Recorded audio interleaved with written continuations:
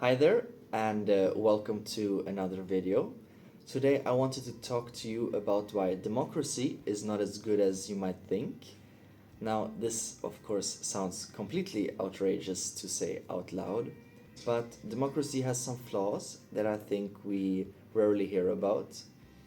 And we all love democracy, but I think because we love democracy, it can sometimes be hard for us to acknowledge its shortcomings and its flaws, and that's why we only ever get to hear the good stuff about it.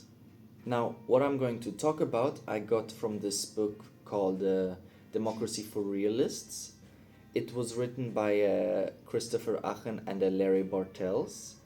I don't have the book with me right now to show you, but it was a great book.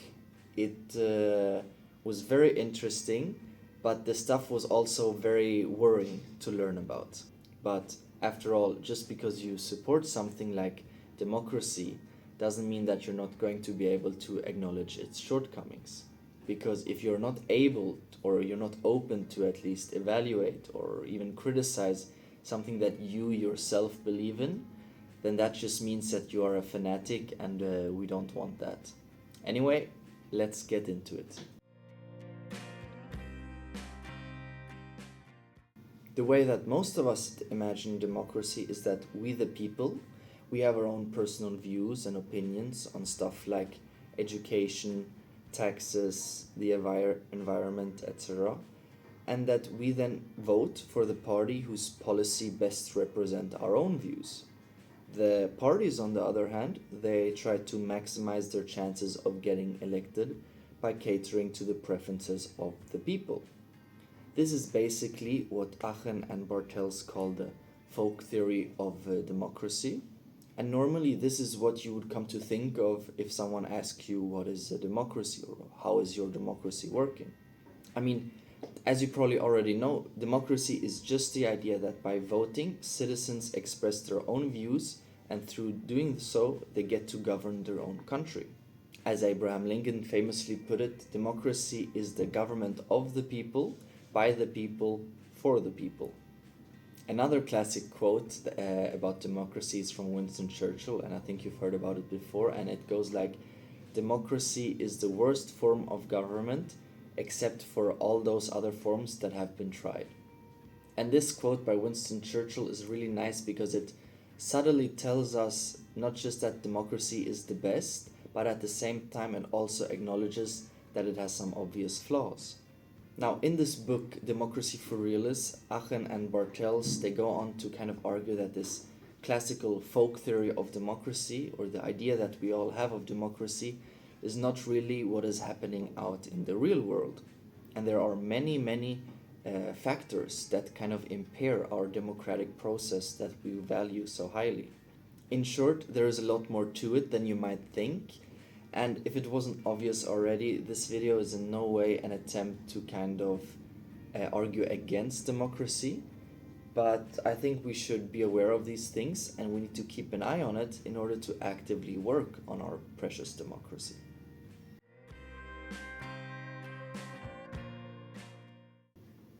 First of all, voters are pretty badly informed, and being informed is kind of necessary if you're going to be making important decisions that not just influence your own life, but also the life of others. Like, I don't know about you, but personally, I wouldn't like if my lawyer or if my doctor was badly informed, especially since these decisions are going to influence my future. And to kind of back up this claim about the voters being badly informed, the authors, they bring up the surveying work done by Michael Deli Carpini and Scott Keeter.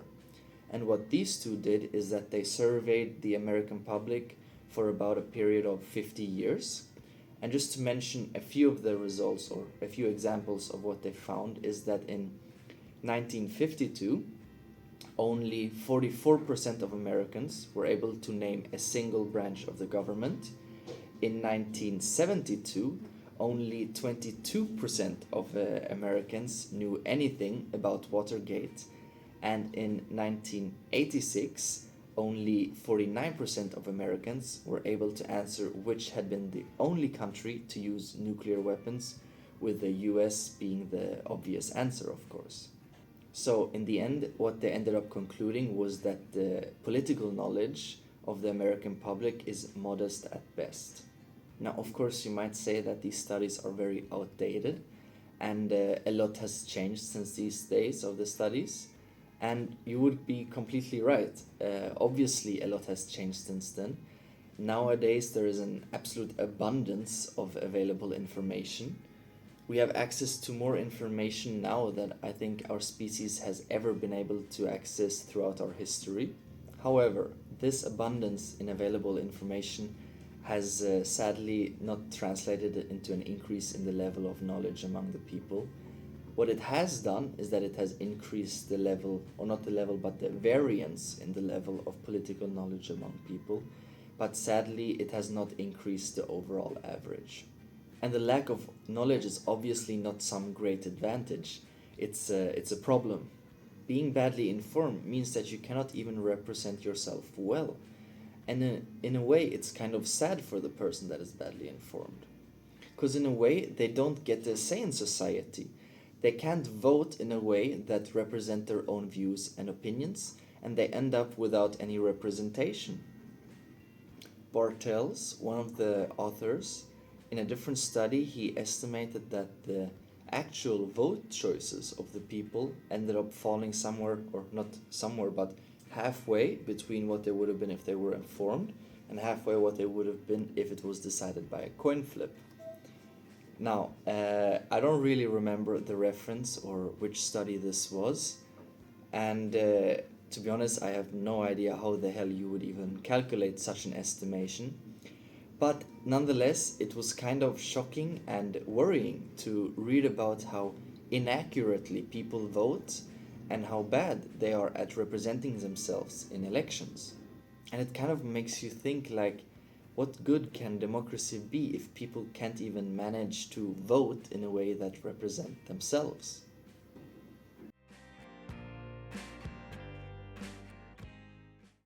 The wisdom of the crowd type of argument is a very common argument that is used to explain why the badly informed voter is actually not that big of an issue. Now, this argument builds on the idea of a Marquis de Condorcet that formalized this idea some 200 years ago. And basically, it is the idea that even though one person is likely to get something wrong, if you put a bunch of people together, they are more likely to get close to the truth. Because one person's or the individual errors of the people, they start to cancel each other out. So, and Condorcet even managed to prove this mathematically, which is very nice, you know. What more do you want of an argument unless to be able to prove it mathematically? And in terms of politics and democracy, what this would mean is that the population or the population as a whole become wise voters, even though the individual is a badly informed voter.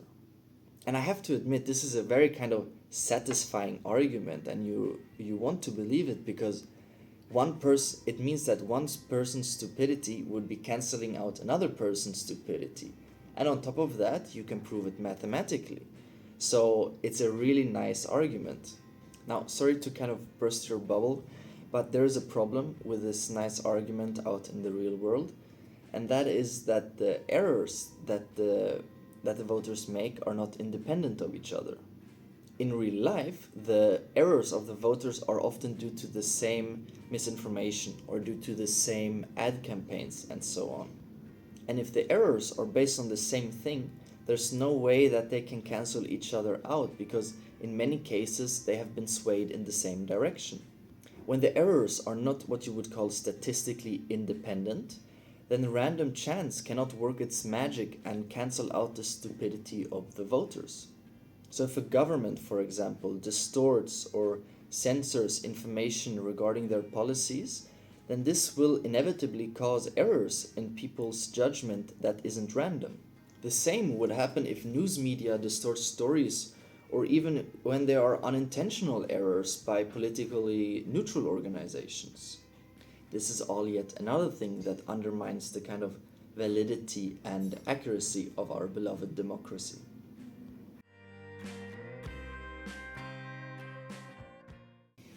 Another potential issue is the fact that people's stated opinion seems to vary immensely depending on how things are framed.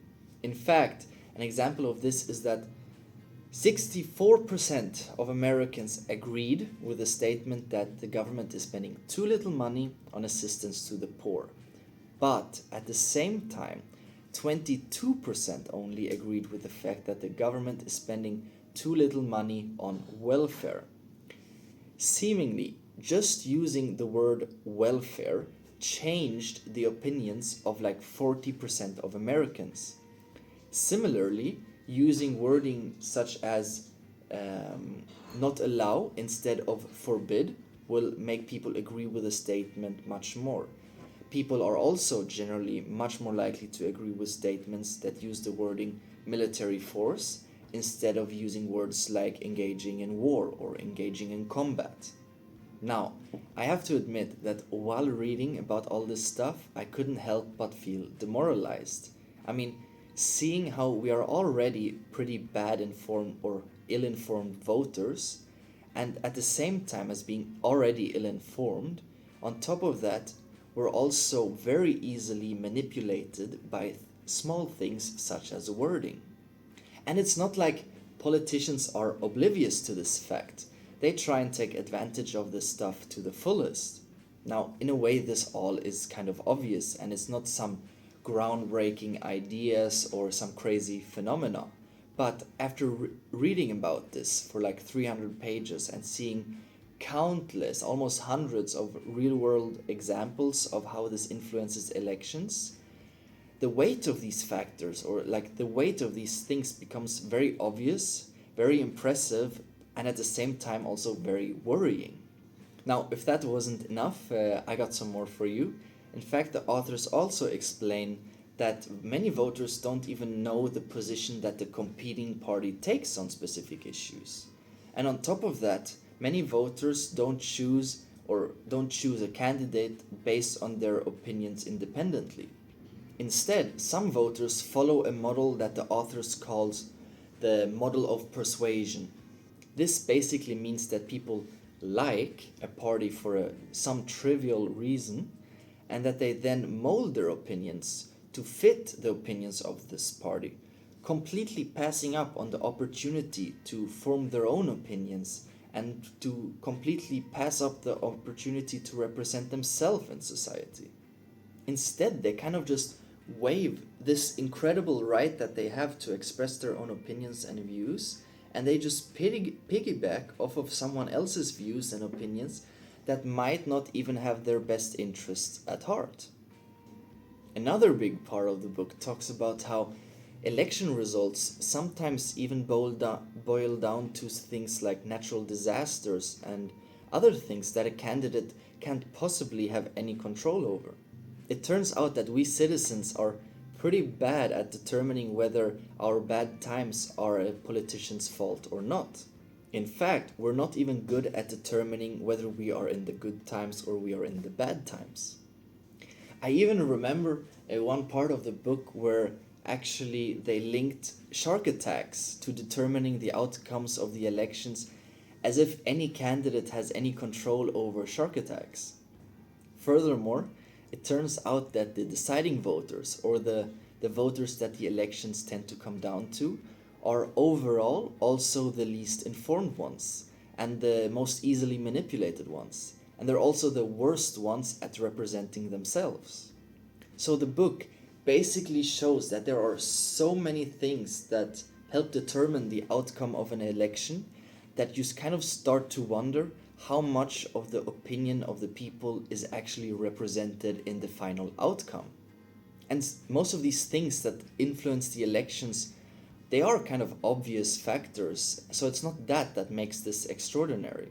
What makes these influences extraordinary is the immense amount of them that there are, and the immense degree in which they actually influence the outcomes of our elections. And I feel like you actually have to read the book in order to truly grasp the immense degree of influence that these factors end up having in elections. These things are something that we need to be aware of because what we risk is not just a lack of representation, but we risk a misrepresentation of ourselves. And what makes it all even worse is that we, the citizens, with our votes, are the ones actually conducting this misrepresentation of ourselves by voting this inaccurately. Some other things that I believe are some downsides of, that I personally believe are downsides of democracy, is the kind of slowness of it and the short sightedness. Because everyone needs to voice their opinions and because everyone kind of needs to reach an agreement at some point, the process becomes very slow. And sometimes our world undergoes pretty drastic and very sudden changes that also require a kind of sudden and quick response. And also because the most kind of basic motivation or the main incentive for politicians is to be re-elected, this together with the length of the terms makes that their decisions tend to be pretty short-sighted, or makes them more likely to be short-sighted. I think it makes politicians less likely to undertake projects or to start projects whose results you won't really see until after they're gone. But there are many different problems and there are many different industries where things need to be undertaken whose result we won't really be able to see until like 10, 15, maybe 20 years down the road. But since politicians basically need to satisfy their voters within 4 years already, there is less incentive to kind of plan more years in advance beyond these 4 years. Now, this slowness that I talked about, or this short-sightedness, is of course in no way does that mean that a dictatorship would do any of these things any better. Obviously not. But it wouldn't hurt if we are aware of these things and if both the voters and the politicians can take these things into consideration. Maybe in the future the voters will become better at valuing long-term plans that go beyond like a single term. And maybe in the future the politicians will find ways to take decisions more quicker when they need to, instead of running around in circles.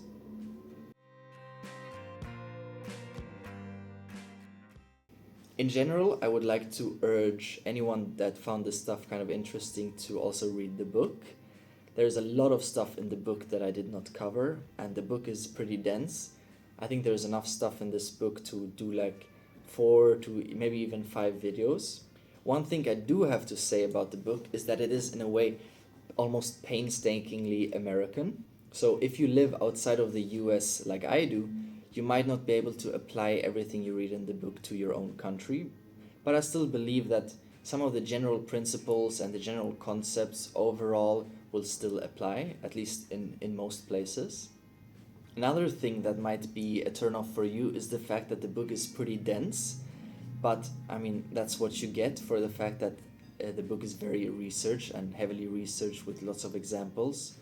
So if you want a heavily researched book, I'm sorry, it will have to be a bit dense.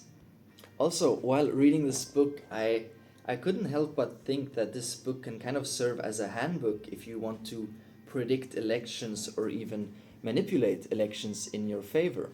So if you happen to be running a political campaign and you kind of want to sway the ill-informed and easily manipulated voters in your favor, then I think this book is also for you. And I'm sure more than a few people have studied books like these for this exact purpose. I also have to say that I didn't actually agree with the conclusion that the authors make at the end of the book. But I mean, if you read the book, you can make up your own mind about that. Now, the downside of bringing up all of these bad aspects or these flaws in democracy is, of course, that it could provide with arguments against democracy.